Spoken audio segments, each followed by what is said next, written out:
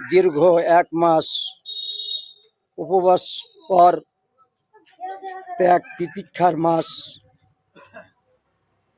আমাদের সামনে খুশির দিন।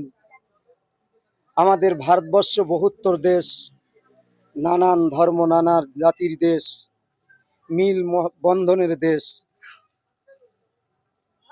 আমরা আমাদের বিশ্ব প্রভেট নেতা জনাবে রাসূলুল্লাহ সাল্লাল্লাহু আলাইহি ওয়াসাল্লাম বলেছেন, যেই জন্মভূমিকে তোমরা তোমাদের ঈমান, তোমরা তোমাদের জন্মভূমিকে তোমরা ভালোবাসবে, আর কোনো যে জাতিই হোক না জন্মভূমি যারা আঘাত করবে তাদের তোমরা ছাড়বে না।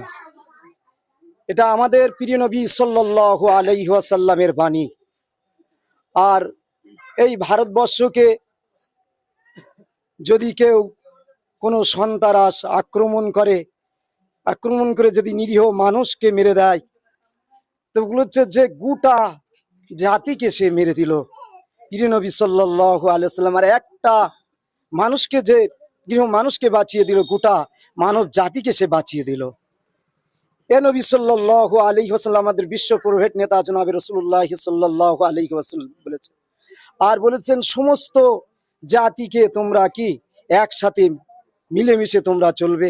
এই আমাদের ঈদও আমাদের এই বার্তা দেয়, শিক্ষা দেয় যে আমরা সমস্ত জাতি আমরা একসাথে চলবো মিল মহব্বতের সাথে। কালকে খাবার দাবারের মেনু কি থাকছে?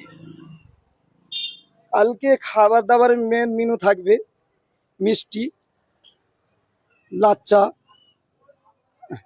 আরো নানান ধরনের কিছু থাকবে। মানুষকে এবং আপনার এলাকার বিভিন্ন ধর্মের মানুষকে কি বলবেন খুশির ঈদের দাঁড়িয়ে? ঈদ মুবারক, ঈদের শুভেচ্ছা তাদেরকে জানানো হচ্ছে। নানা, হ্যাঁ, সবাই ভালো থাকুক। নানান। এই জায়গাটার নাম কি? জগপুর। আমার নাম শহীদুল মন্ডল।